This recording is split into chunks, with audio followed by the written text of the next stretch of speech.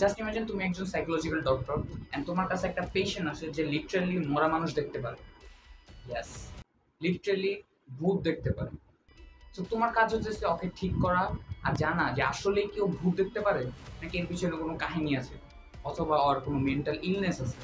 So এরকম একটা theme নিয়ে আজকে আমি একটা মুভির ব্যাপারে কথা বলবো, that is the sixth sense. The sixth sense release হয়েছিল 1999 সালে। সো ইটস অনেক পুরনো মুভি আর it was directed by M night Shyamalan, একটা ইন্ডিয়ান ডিরেক্টর।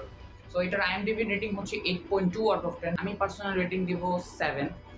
আর এটা like horror thriller mystery movie. So এটার এন্ডিং এ যে একটা টুইস্ট আছে, লিটারালি মাইন্ড ফাকড একটা টুইস্ট। আমি নর্মালি অনেক টুইস্টেড মুভি দেখি, সো আমার কাছে টুইস্ট এত হিট করে নাই, যে কারণে আমার রেটিং একটু কম।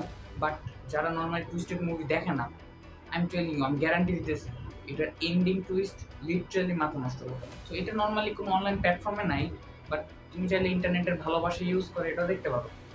আর এটা 18+ না, সো ফ্যামিলির সাথে দেখাও পসিবল।